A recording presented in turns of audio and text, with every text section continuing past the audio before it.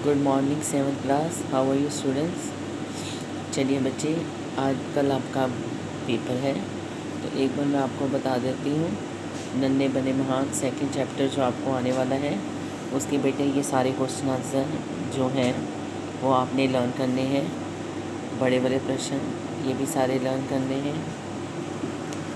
गद्यांश बेटे आपसे कॉम्प्रिहेंशन की तरह नहीं पूछा जाएगा, लेकिन इस तरह आपको कोई भी क्वेश्चन पूछा जा सकता है कि लड़कों का मन क्यों ललचा गया, तो आपने आंसर लिखना है सुंदर सुंदर फूल देखकर या बगीचे की सुंदरता देखकर। इसी प्रकार निम्नलिखित वाक्य किसने कहे और क्यों कहे।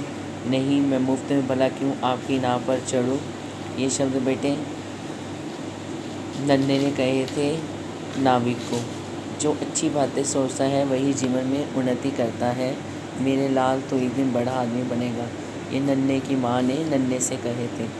ठीक है, तो ये अच्छी तरह से आपने समझ लेना है। उसके बाद बेटे ये आपकी बैक एक्सरसाइज है।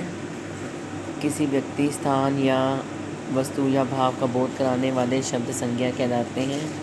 ठीक है, इसमें आपने बच्चे करना है, ये जो आपको सेंटेंस दिया होगा इसमें से आपने संज्ञा शब्दों को निकालना है। मैंने आपको बेटे बहुत बार समझाया है, जो किसी विशेष व्यक्ति का बोध कराते हैं वो व्यक्तिवाचक होते हैं। जो किसी भाव या फीलिंग को महसूस करवाते हैं वो भाववाचक होते हैं, और जो किसी पूरी जाति का बोध कराते हैं वो जातिवाचक होते हैं। तो इसमें से आपने सिर्फ वो शब्द निकालने हैं और यहाँ पर लिखने हैं। ठीक है, नेक्स्ट आपके हैं विलोम शब्द। यहाँ पर उन्होंने पूछा हुआ है कि गोला लगाना है, लेकिन आपने गोला नहीं लगाना है। उसकी जगह बेटे आप अच्छी तरह लर्न करेंगे कि इसका आंसर क्या है। जैसे मैं आपसे पूछूंगी अच्छा, तो आपने उसका अर्थ सीधा लिखना है बुरा। आपने ये नहीं सोचना कि मैडम ये दोनों वर्ड होंगे और आपने टिक लगानी है, इनका एक वर्ड ही बताना है आपने। तो आपने ये सारे पढ़ने हैं, टूटना, बिखरना या जुड़ना। टूटना का जुड़ना आएगा, चढ़ना, उतरना, उधार, ठीक है, नगर, शाम। वैसे तो प्रातः का मतलब भी बेटे सुबह ही होता है, लेकिन शाम के साथ सुबह होती है, और ठीक है प्रातः के साथ संध्या होती है। उसी प्रकार आज़ादी, स्वतंत्रता या गुलामी, तो आएगा गुलामी। इसी तरह बेटे वाक्य को शुद्ध करके लिखिए। बच्चा धड़ाधड़ फूल तोड़ने लगे, तो यहाँ पर आएगा बच्चे धड़ाधड़ फूल तोड़ने लगे। लाल बहादुर गीला कपड़े में घर पहुँचे। लाल बहादुर गीले कपड़ों में घर पहुँचे। मदन मोहन मालवीय ने वाराणसी में भाषण दी। मदन मोहन मालवीय ने वाराणसी में भाषण दिया। जगह जगह सभाएं हो रहे थे। जगह जगह सभाएं हो रही थी। उस समय लाल बहादुर का उम्र 16 वर्ष था। उस समय लाल बहादुर की उम्र 16 वर्ष थी।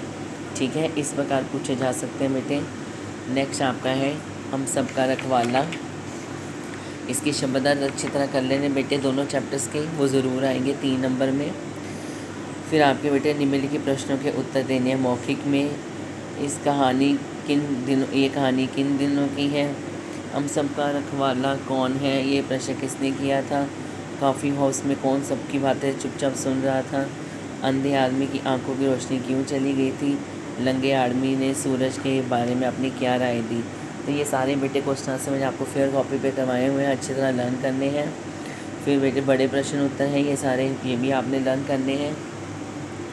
उसके बाद बेटे ये बड़े बड़े क्वेश्चन हैं बाकी, वो भी लर्न करने हैं। यहाँ पर भी गद्यांश में बेटे आपको इसमें से सिर्फ ऐसे पूछा जा सकता है जैसे हर आदमी क्या मानता है, तो आपने इसके अर्थ लर्न करने हैं ऑप्शंस, उसमें से आपको रिक्त स्थान की तरह आ सकते हैं। नेक्स्ट बेटे आपकी बैक एक्सरसाइज है।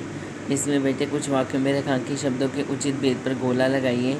ये अगर आपको आए बेटे तो ये गोला ही लगाना होगा आपको। आपने इन रेखांकित शब्दों को अच्छी तरह से देखना है और इसमें देखना है कि ये क्या है, संज्ञा है, सर्वनाम है, क्रिया है, ठीक है, विशेषण है, ठीक है, प्रश्नवाचक है, क्या है, तो वो आपने इसमें से देखकर यहाँ पर टिक करना है।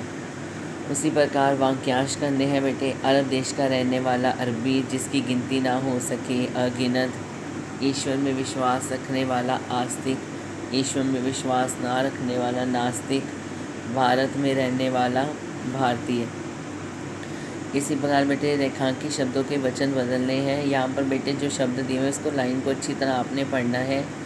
फिर आपने देखा है जो ये वाला रेखांकित शब्द है वो एक वचन को संबोधन कर रहा है या बहुवचन को। अगर अब यहाँ दिया हुआ है कुछ यात्री, तो कुछ यात्री का मतलब है बेटे कि कुछ यात्री, तो एक नहीं है, एक से ज़्यादा है, तो यहाँ पर बहुवचन आएगा। इसी प्रकार हम अपनी आँखों, अब आँखें बेटे अगर आँख बोलते तो एक वचन था, यहाँ दो है तो आँखों। उसी प्रकार भाइयों मैं अपना विचार रखना चाह रहा हूँ, तो विचार बेटे एक आएगा, एक वचन। अंधे, ठीक है, उसने अंधे आदमी को, अंधे आदमी को, एक ही अंधे के बारे में बात हो रही है तो एक वचन आएगा। समुद्र तट पर नारियल के पेड़ थे, नारियल का पेड़ होता तो एक वचन आना था, यहाँ पर क्या आएगा, बहुवचन। मेरा दीपक ही मेरा सूरज है, तो इसमें दीपक क्या है, एक वचन।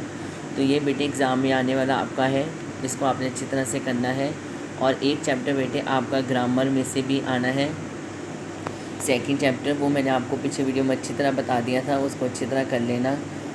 और इसको अच्छी तरह करने के बाद बेटे इसका एक पत्र भी आना है, उसको भी आपने अच्छी तरह कर लेना है। ग्रामर में से पत्र और चैप्टर नंबर 2 आएगा, तो वो अच्छी तरह कर लेना। ये मैंने आपको समझा दिया है। एक बार सारा प्रैक्टिस करने के बाद फिर आपने कल एग्ज़ाम के लिए प्रॉपर रेडी होकर आना है। ठीक है बच्चे, धन्यवाद।